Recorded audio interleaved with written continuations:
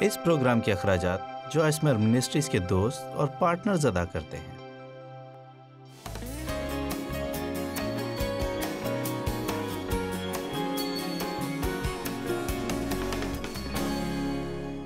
Bible میں لکھا ہے، یہ میرا اپنا خیال نہیں، لکھا ہے میں مسیح میں سب کچھ کر سکتا ہوں جو مجھ کو طاقت بخشتا، میں ہر طرح کے حالات کے لیے تیار ہوں، میں ہر شے کے برابر ہوں۔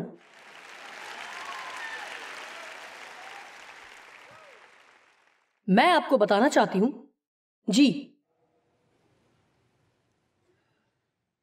میری بیٹی کے پیٹ میں رسولی تھی اور وہ بہت بڑی ہو گئی تھی اور اس کو کاٹنے کے لیے انہیں جانتے ہیں کافی بڑا آپریشن کرنا پڑا، لہٰذا اس کو پورا سال بستر پر رہنا پڑا، بلکہ 1.5 سال پیٹ میں ٹیوب کے ساتھ اور یہ کے بعد دیگرے اسپتال کے چکر اور پھر مثانے کا انفیکشن، کبھی لے جانا کبھی لے آنا، لیکن اس سے کچھ فرق نہ پڑا، وہ آپریشن کروانے سے کترا رہی تھی، اور پھر ایک اور سیریس آپریشن وغیرہ وغیرہ۔ اور آپ جانتے ہیں جب بھی وہ کچھ کرنے لگتے وہ سوچنے لگتی شاید اب اس سے کچھ فرق پڑ جائے، اور وہ اس سے اپنی امیدیں وابستہ کر لیتی اور سوچتی اب سب کچھ ٹھیک ہو جائے گا۔ آپ جانتے ہیں اب ذہن بنا لیتے ہیں کہ اب سب ٹھیک ہو جائے گا اور پھر کچھ اور باقی ہو جاتا ہے۔ جی میری یہی بیٹی میری کتابوں کو پڑھ کر ریکارڈ کرتی ہے۔ ابھی کچھ زیادہ وقت نہیں گزرا تھا کہ اس نے ایک کتاب ریکارڈ کروائی کہ اس کے سامنے ایک اور مایوس کن طبی حالت آ گئی۔ اس کتاب کی ریکارڈنگ کروانے کے بعد جب یہ صورتحال اس کے سامنے آئی تو بجائے یہ کہنے کے میں اب اور برداشت نہیں کر سکتی، پہلی بات جو اس کے منہ سے نکلی وہ یہ تھی کہ مسیح جو مجھے طاقت بخشتا ہے اس میں سب کچھ کر سکتی ہوں۔ میں آپ کو بتا رہی ہوں کہ اگر آپ اپنے ذہن کو نیا بنائیں تو آپ کئی مصیبتوں سے بچ سکتے ہیں۔ اپنے آپ کو مظلوم سمجھنا ہمارے ہاتھ میں ہے۔ اگر آپ مظلومیت کی زندگی گزارنا چاہتے ہیں تو ایسی ہی باتوں کے بارے میں سوچتے رہیں جو آپ کو مظلوم ظاہر کرتی ہیں، لیکن اگر آپ مظلوم رہنا نہیں چاہتے تو کسی کام میں مصروف ہو جائیں، بس فیصلہ لیں، آج رات میں اپنے ذہن کو تبدیل کروں گی، مجھے اس کی پرواہ نہیں ہے کہ اس میں کتنا وقت لگے گا۔ میں اب اس طرح سے نہیں سوچوں گی کہ میری زندگی ایسی ہے جیسے گندگی کے ڈھیر پر پڑے شخص کی، خدا میرے ساتھ ہے، میری زندگی کے لیے اس کے پاس ایک اچھا منصوبہ ہے اور میں اسے اس کے کلام کے ذریعے اپنا ذہن تبدیل کرنے دوں گی۔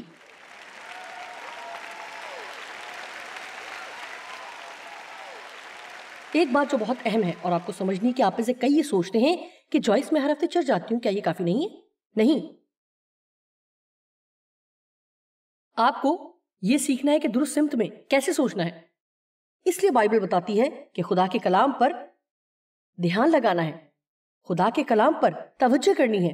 جانتے کہ آج کے دور میں بہت سے مسیحی کلام سے ڈرتے ہیں کیونکہ جھوٹے مذاہب اسے بہت ہی مشکل پیش کرتے ہیں، اور یہ جو نئی نئی تفسیریں کرنے والے ہیں، اسی لیے اب مسیحی ایسے ہو گئے جیسے کلام پر دھیان نہیں۔ خدا نے یشوع کو کہا تھا تجھے دن اور رات کلام پر دھیان کرنا ہے۔ دھیان کرنے سے کیا مراد ہے؟ اس کا مطلب ہے سوچنا، یعنی کسی بات کو اپنے ذہن میں بار بار دہرانا جب تک کہ وہ آپ کی ذاتی سوچ کا حصہ نہ بن جائے۔ اور یہی اس لفظ کا مطلب ہے، چاہے آپ عبرانی زبان میں بھی دیکھ لیں، کہ کسی بات کا اپنے ذہن میں بار بار دہرانا۔ اور دراصل میں ہر صبح کسی جگہ بیٹھ کر بلا لگا ایسا کر سکتی ہوں، اور آپ دوڑ لگاتے ہوئے بھی ایسا کر سکتے ہیں، اس سے کوئی فرق نہیں پڑتا کہ اب کب ایسا کرنا ہے۔ آپ 10 بار اس بات کو سوچیں اور دہرائیں، جو مجھے طاقت بخشتا ہے اس میں سب کچھ کر سکتی ہوں۔ جب خدا میری طرف ہے تو کوئی ایسی چیز نہیں ہے جو میں نہ کر سکوں، مجھے شکست نہ ہوگی، میں ہمت نہیں ہاروں گی، جو مجھے کرنے کی ضرورت ہے میں وہ کر سکتی ہوں۔ میں زندگی سے نہیں ڈروں گی، میں خوف میں نہیں رہوں گی، میں کچھ کر دکھاؤں گی۔ اے خدا جو تو چاہتا ہے میں وہ کر دکھاؤں گی، میں یہاں موجود ہوں اور تو دیکھے گا کہ میں کچھ کر دکھاؤں گی۔ میں پیچھے نہیں ہٹوں گی، میں ہمت نہیں ہاروں گی، جو بھی میری زندگی میں آئے گا میں وہ سب کروں گی۔ آپ یہی بات ہر روز دہراتے رہیں۔ میرا مطلب ہے کہ میرے مشورے کے مطابق آپ ایک ہفتہ ایسا کریں۔ مجھے یقین ہے کہ ایک ہفتے کے بعد آپ مختلف انداز سے سوچنا شروع کر دیں گے۔ لوگ کئی باتوں کے باعث خوف زدہ ہو جاتے ہیں، خوف اور ڈر تقریباً ملتے جلتے ہیں۔ میں برتن دھوتے ہوئے خوف زدہ ہو گئی، میں کپڑے دھوتے ہوئے خوف زدہ ہو گئی، میں سبزی خریدتے ہوئے خوف زدہ ہو گئی، میں رش میں گاڑی چلاتے ہوئے خوف زدہ ہو گئی۔ آپ میں سے اگر کسی نے اس خوبصورت، بہترین اور زندگی کو تبدیل کر دینے والی عبادت سے فائدہ اٹھا کر اپنے آپ کو تبدیل نہ کیا تو آپ واپسی میں خوف زدہ ہی رہیں گے۔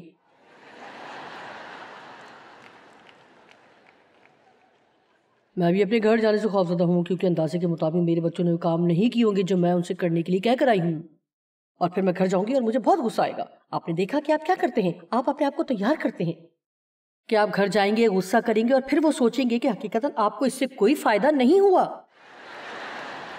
لیکن آپ یہ اپنے لیے کر رہے ہیں. میں اس چیز سے خوفزدہ ہوں, اس چیز سے خوفزدہ ہوں, میں اب چیزوں سے خوفزدہ نہیں ہوں گی. اس چیز سے خوفزدہ ہونے کی کیا ضرورت ہے جو بالآخر آپ نے کرنی ہی ہے؟ میں اس سے خوفزدہ ہوں, میں اس سے خوفزدہ ہوں. جتنا وقت میں یہاں ہوں میں اپنی پسندیدہ چاکلیٹ کھانے کے لیے خوفزدہ ہوں.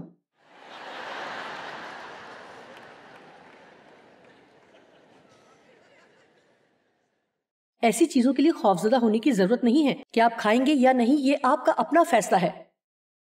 یہ بالکل سادہ سی بات ہے. اگر نہیں چاہتے تو کھانے کی ضرورت نہیں ہے. لیکن یاد آیا کہ یہ مجھے کھانی ہے. جانتے ہیں ایسا کیوں ہے؟ کیونکہ آپ نے اپنے آپ کو قائل کر لیا ہے کہ آپ کو یہ مسئلہ ہے. آپ نے اپنے آپ کو بتا دیا ہے کہ آپ کے ساتھ ایسا ہی ہے. مجھے ہر روز چاکلیٹ کھانا ضرور ہے. نہیں, ایسا ہرگز نہیں ہے. اگر آپ کسی ایسی جگہ پر موجود ہیں جہاں پر چاکلیٹ نہیں ہے تو آپ ضرور زندہ رہیں گے. میں وعدہ کرتی ہوں آپ نہیں مریں گے.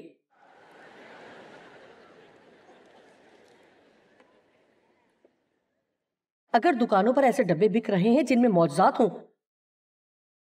تو آپ میں سے کتنے لوگ جا کر جلدی سے ان ڈبوں کو خریدیں گے؟ خیر, اچھا میں اب آپ کو کچھ بتاتی ہوں. معجزات حاصل کرنے کا تعلق ہماری مثبت سوچ سے ہوتا ہے.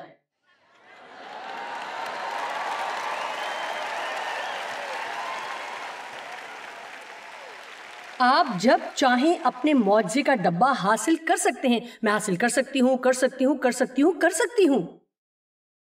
مجھے آج بہت برکت مل رہی ہے جو میں نے سوچی نہیں تھی. کامیابی کے حصول کے لیے اپنا ذہن تیار کریں. ایسی شخصیت اپنائیں جو کبھی ہمت نہ ہارے.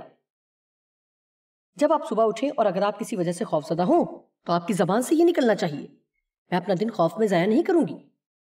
میں کوئی بھی کام کرتے ہوئے خوف کا شکار نہیں ہوں گی. اور در حقیقت میں خوف زدہ ہونے کے بجائے اس لمحے سے لطف اندوز ہوں گی. میں رش میں گاڑی چلاتے ہوئے لطف اٹھاؤں گی. میں برتن دھوتے ہوئے لطف اٹھاؤں گی. میں گھر کی صفائی کرتے ہوئے خوش رہوں گی. میں آج ہر کام کرنے میں خوشی محسوس کروں گی کیونکہ خدا کی بیٹی ہوتے ہوئے یہ میرا حق ہے.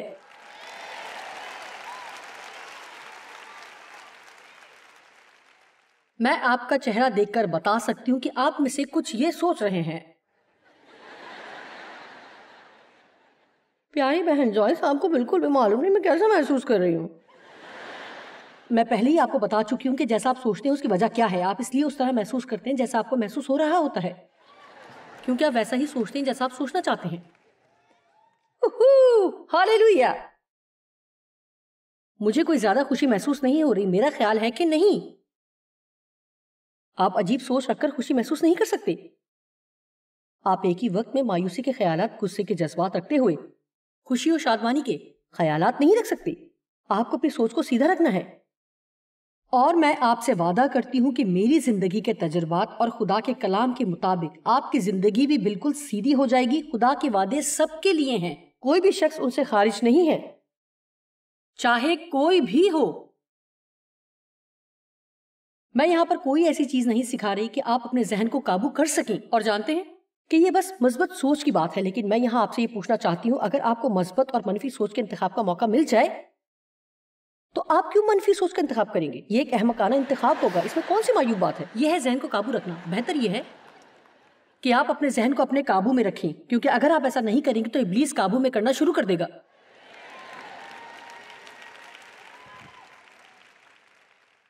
اوہ, مجھے اتنا پرجوش نہیں ہونا چاہیے ورنہ میں جلد تھک جاؤں گی.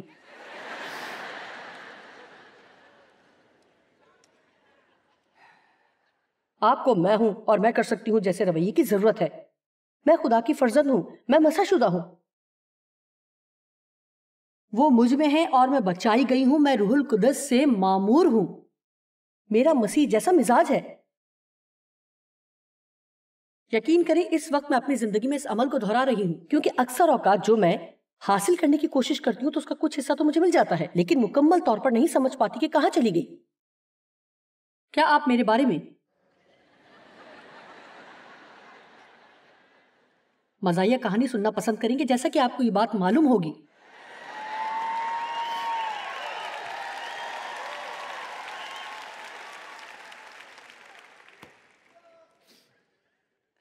کہ اب میں پہلے سے زیادہ سمجھدار ہو گئی ہوں، اب میں یہ بات جان گئی ہوں۔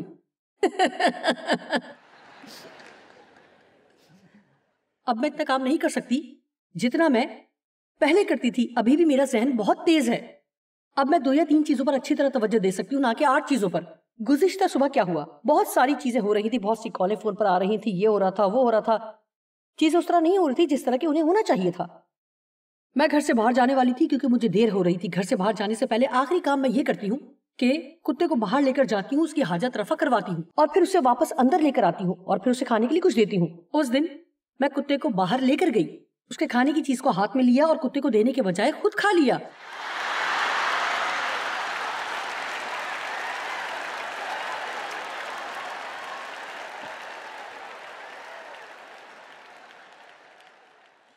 اور ہمارے خاندان میں ایک نیا مذاق بن گیا ہے کہ ماں سے خبردار رہو، یہ اب کتے کی خوراک کھاتی ہیں۔ اگلے دن میں اپنے کپڑے تبدیل کر رہی تھی اور مجھے اپنے استعمال شدہ کپڑے دھونے والی باسکٹ میں ڈالنے تھے، تو میں نے غلطی سے انہیں گند پھینکنے والی باسکٹ میں ڈال دیے۔ میں کچھ لمحوں کے لیے پریشان ہو گئی، مجھے اسے روکنا ہے، میرے اندر مسیح کا ذہن ہے۔ پتہ نہیں اس وقت میرے ذہن میں کیا آیا اور میرا ذہن کسی طرح کی سوچ میں مبتلا ہو گیا۔ میرا ذہن اس طرح کام نہیں کرتا جیسے کہ پہلے کرتا تھا۔ میں اپنے بارے میں آپ کو بتاتی ہوں کہ امید ہے کہ مجھے کوئی ذہنی بیماری نہیں ہے۔ میں زیادہ چیزیں یاد بھی نہیں رکھ سکتی۔ میں بیماری کی طرف نہیں جا رہی کیونکہ میرے اندر مسیح کا ذہن ہے۔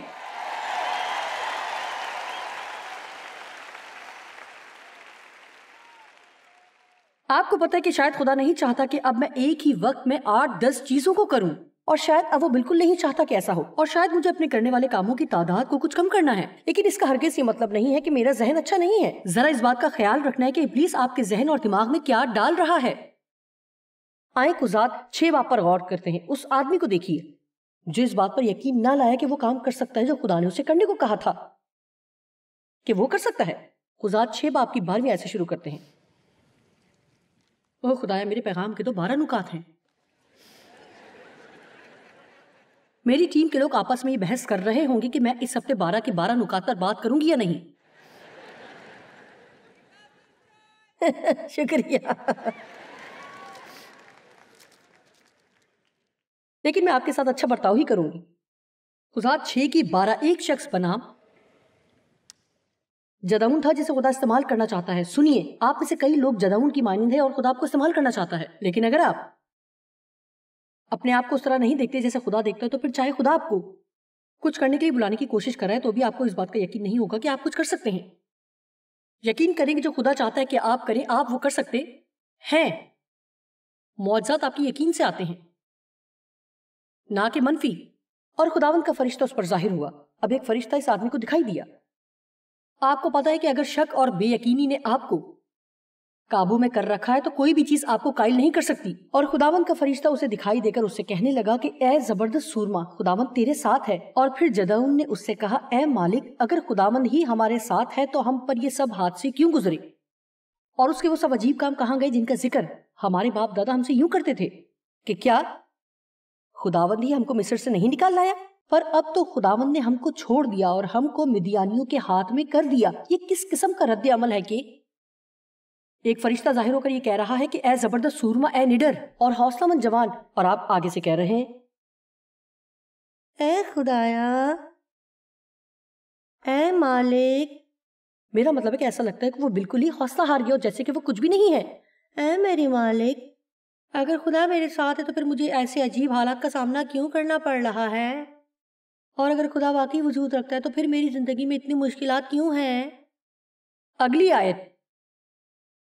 تب خداوند نے اس پر نگاہ کی اور کہا کہ تو اپنے اسی زور میں جا اور بنی اسرائیل کو مدیانیوں کے ہاتھ سے چھڑا۔ کیا میں نے تجھے نہیں بھیجا؟ اور اس نے اس سے کہا، اے مالک، میں کس طرح بنی اسرائیل کو بچاؤں؟ مجھے یہ سب پسند ہے۔ دیکھو، میرا گھرانہ منسی میں سب سے غریب ہے اور میں اپنے باپ کے گھر میں سب سے چھوٹا ہوں۔ خداوند، تو نے غلط آدمی کو چنا ہے۔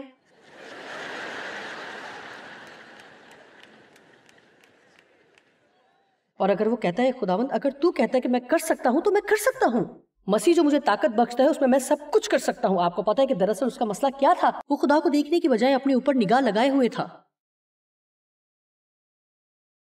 ایسا آپ کو نہیں کرنا اگر آپ یقین رکھیں کہ آپ وہ کر سکتے ہیں جو آپ کو کرنے کی ضرورت ہے. آپ کو اپنے آپ کو دیکھنے کی ضرورت نہیں ہے, کیونکہ اگر آپ اپنے آپ کو دیکھیں گے تو قدرتی طور پر آپ کے ذہن میں یہ آئے گا کہ یہ میری برداشت سے باہر ہے, میں یہ نہیں کر سکتا, میں مزید اس کو برداشت نہیں کر سکتا ہے. خداوند کیا تو میری سن رہا ہے؟ شاید آپ کو یہ چھوڑنے کی ضرورت ہے, کیونکہ اس سے خدا کے ارادے میں تبدیلی نہیں آ رہی. میں ہمت ہار گیا ہوں, بس اب مزید ہمت نہیں ہے. شاید خدا کا رویہ یہ ہو, بس مجھے بتاؤ کہ تم ہمت ہار گئے ہو, یہ سیکھیے کہ خدا کے ساتھ متفق کیسے ہونا ہے. پھر جدعون آگے بڑھا اور خدا نے اسے استعمال کیا, لیکن اس نے 2 یا 3 نشانیاں طلب کی, اور پھر وہ روٹی والا واقعہ, اور پھر آپ اس واقعے سے واقف ہیں.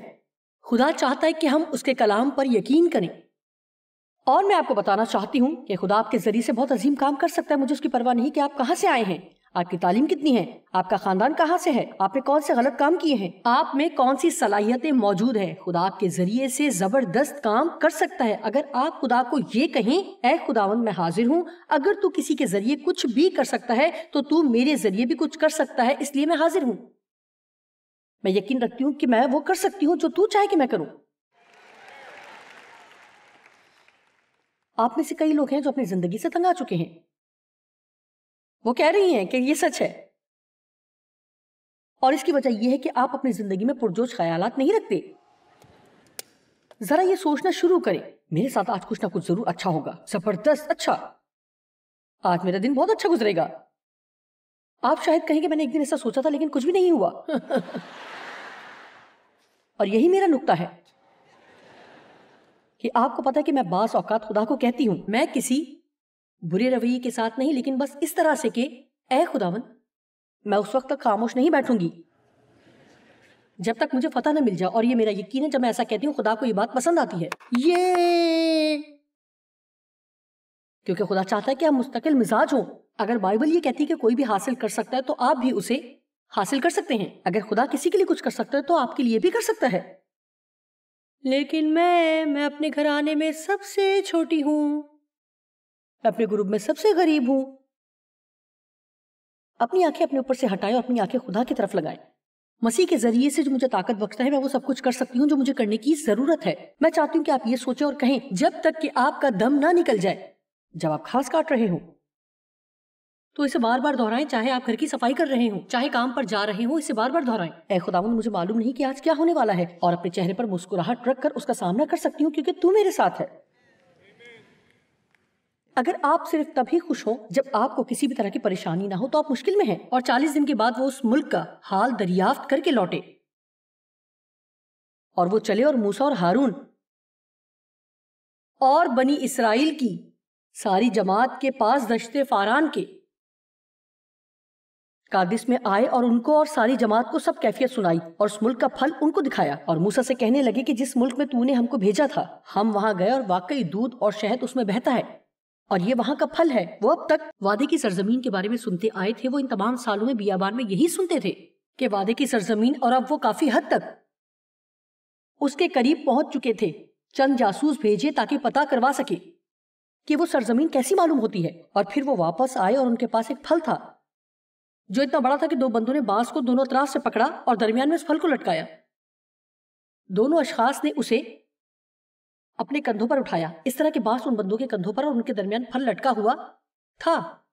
دیکھیں کہ وہ پھل کتنا بڑا تھا, اور انہوں نے کہا کہ یہ پھل بہت اچھا ہے اور بہت زبردست ہے. 28ویں آیت میں لکھا ہے, جو لوگ وہاں بسے ہیں وہ بہت زوراور ہے, اور بنی اناق بھی وہاں, اور وہاں پر امالیکی آباد ہیں, اور ہتی اور یبوسی اور اموری پہاڑوں پر رہتے ہیں, اور دوسری قومیں بھی وہاں ہیں. لیکن جو لوگ وہاں بسے ہوئے ہیں وہ زوراور ہیں, ان کے شہر بڑے بڑے اور فصیل دار ہیں, اور ہم نے بنی اناق کو بھی وہاں دیکھا ہے. 29ویں آیت کے مطابق امالیکی بھی وہاں ہیں, اور ہتی اور یبوسی اور اموری, یہ تمام لوگ وہاں موجود ہیں. اور کالب, قابل تعریف کالب, جس نے 85 سال کی عمر میں خدا سے اس پہاڑ کو مانگا, اور اس نے کہا, اے خداوند مجھے وہ پہاڑ دے گو کہ میں عمر کے اس حصے میں ہوں, لیکن میری آنکھوں کی روشنی مدھم نہیں ہوئی اور نہ ہی میری طاقت. 85 سال کی عمر میں۔ بائبل بتاتی ہے کہ یشوع اور کالب میں باقیوں کی نسبت فرق روح تھی۔ آپ کس قسم کی روح رکھتے ہیں؟ کیا آپ بس بڑبڑاتے رہتے ہیں؟ لیکن نہیں ہو سکتا، نہیں ہو سکتا، نہیں ہو سکتا، لیکن نہیں ہو سکتا، نہیں ہو سکتا، نہیں ہو سکتا۔ ان الفاظ کو اپنی گفتگو سے نکال پھینکیں۔ میں جانتی ہوں خدا عظیم ہے، لیکن خدا کا کلام یہ بھی بتاتا ہے کہ کسی کے قرضدار نہ ہوں۔ لیکن میں اتنے قرض کے نیچے دبی ہوئی ہوں، لیکن ہاں میں جانتی ہوں کہ بائبل یہ بھی سکھاتی کہ ہمیں خود پر بھی قابو رکھنا ہے، لیکن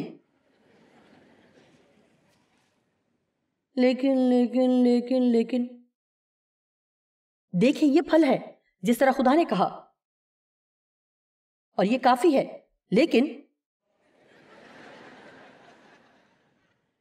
30ویں آیت، تب کالب نے موسیٰ کے سامنے لوگوں کو چپ کرایا اور کہا کہ چلو ہم ایک دم جا کر اس پر قبضہ کریں، مجھے یہ حصہ پسند ہے۔ آپ کو پتہ ہے کیوں؟ کیونکہ ایک دم اوپر جانا بہت اہم تھا۔ وہ ایسا نہیں کرنا چاہتا تھا، وہ موت کے بارے میں سوچنا نہیں چاہتا تھا۔ ہم اکثر موت کے بارے میں سوچنا شروع کر دیتے ہیں۔ جب داؤد کا سامنا جاتی جولیت سے تھا تو اس نے جلدی سے بھاگ کر جنگی قطار کی طرف دوڑ لگائی۔ وہ یہ نہیں سوچنا چاہتا تھا کہ جاتی جولیت کتنا بڑا تھا اور کتنا مغرور تھا، اور وہ خود کتنا چھوٹا تھا۔ وہ بالکل سیدھا اس کے سامنے گیا اور کہنے لگا، میں لشکروں کے خداوند کے نام سے تیرے سامنے آتا ہوں، اور آج کے دن میں تیرے سر کو تیرے تن سے جدا کر دوں گا۔ داؤد اسے مستقبل بتا رہا تھا۔ آپ میں سے چند نے ایسا سوچا کہ خدا نے آپ کے سامنے اچھی چیزیں رکھی تھی، لیکن آپ نے انہیں موت کی حد تک دیکھنا شروع کر دیا۔ آپ تب تک اس کے بارے میں سوچتے رہتے ہیں جب تک اس کے اندر زندگی کی ایک رمق بھی باقی نہ رہے۔ آپ تب تک سوچتے ہیں جب وہ آپ کو بری طرح سے خوفزدہ نہ کر لے، اور پھر آپ اضطراب کا شکار ہو جاتے ہیں اور مسیح میں اپنی شناخت کو بھول جاتے ہیں۔ اکثر مجھے ایسا محسوس ہوتا ہے، میں جانتی نہیں کہ میں کیا کر رہی ہوں، لیکن میں بس نکلتی ہوں اور سو کرتی ہوں۔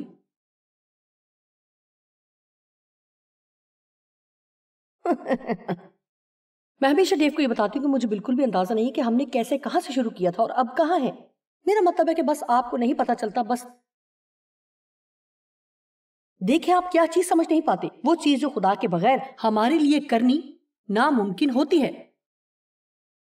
ناممکن، وہ تب تک نہ ہو پاتی جب تک کہ خدا اسے نہ کرتا۔ میرا مطلب ہے کہ کوئی راستہ نہیں ہے کہ وہ ہو پاتا، کوئی بھی ممکنہ راستہ نہیں کہ وہ ہو پاتا۔ لیکن معجزات مثبت سوچ سے آتے ہیں۔ آمین۔ مجھے خدا کے ساتھ متفق ہونے کی ضرورت ہے۔ اگر آپ کہیں کہ میں کر سکتی ہوں، تو یاد رکھیے 12 لوگ اس ملک میں داخل ہوئے اور 10 نے کہا کوئی راستہ نہیں، اور صرف 2 نے کہا ہم یہ کر سکتے ہیں، آؤ ہم ایک دم جا کر اس پر قبضہ کر لیں، ہم فتح حاصل کر سکتے ہیں۔ لیکن اس کے دوستوں نے کہا نہیں، ہم اس قابل نہیں ہیں۔ 2 نے کہا اس قابل ہیں، 10 نے کہا ہم اس قابل نہیں ہیں۔ اگر خدا کے لیے کچھ کرنا چاہتے ہیں تو زندگی میں بہت سے منفی سوچ رکھنے والوں سے ہو کر گزرنا پڑے گا۔ ایسا ہرگز نہ سوچیے کہ اگر خدا آپ کے سامنے کچھ لے کر آیا تو سب لوگ آپ کے لیے تالی بجائیں گے یا آپ کی حوصلہ افزائی کریں گے۔ تمام لوگوں نے مجھے کہا کہ میں یہ نہیں کر سکتی اور میں ایک احمق خاتون ہوں۔ مجھے کلیسیا سے نکال دیا گیا، دوستوں کو کھو دیا، تم ایک احمق خاتون ہو۔ دیکھیے، ہاں آج میں اس جگہ پر ہوں۔ میں اس بات کو سمجھتی ہوں کہ وہ کیوں ایسا سوچتے تھے، مجھے بالکل اس بات کا اندازہ ہے، اور اگر میں بھی اس بارے میں سوچتی تو میرا بھی اپنے بارے میں یہی خیال ہوتا کہ میں ایک احمق ہوں، لیکن میں نے ایسا نہیں کیا۔ اور میں چاہتی ہوں کہ آپ اس بارے میں غور کریں۔ آیت 33ویں آیت پر غور کریں جو ہمیں اختتام کی طرف لے کر جائے گی۔ اور ہم نے وہاں بنی اناق کو بھی دیکھا جو جبار ہیں اور جباروں کی نسل سے ہیں، اور ہم تو اپنی ہی نگاہ میں ایسے تھے جیسے ٹڈے ہوتے ہیں، اور ایسے ہی ان کی نگاہ میں تھے۔ ان کو اس بات کا یقین کیوں نہ تھا کہ وہ ان جباروں پر فتح حاصل کر لیں گے، کیونکہ وہ اپنی ہی نگاہ میں ان جباروں کی نسبت چھوٹے چھوٹے کیڑے مکوڑوں کی مانند تھے۔ وہ خدا کی طرف دیکھنے کے بجائے اپنی طرف نظر لگائے ہوئے تھے۔ آپ کو پتا ہے کہ ہم اپنے خیالات میں اپنے آپ سے گفتگو کرتے ہیں، اور جس طرح ہم اپنے آپ سے گفتگو کرتے ہیں وہ بہت اہم ہے۔ اس کا مطلب یہ ہے کہ وہ خیالات جو آپ اپنے بارے میں رکھتے ہیں وہ ایسے خیالات بھی ہو سکتے ہیں جن سے آپ کی طاقت ضائع ہو رہی ہے، یا ایسے بھی ہو سکتے ہیں جن کے ذریعے آپ کی زندگی میں مزید طاقت کا اضافہ ہو رہا ہے۔ ہمیں ضرورت ہے کہ ہم سیکھیں کہ ہم اپنے بارے میں اس انداز سے سوچیں جیسا کہ خدا ہمارے بارے میں سوچتا ہے اور ہمارے بارے میں اپنے کلام میں بات کرتا ہے۔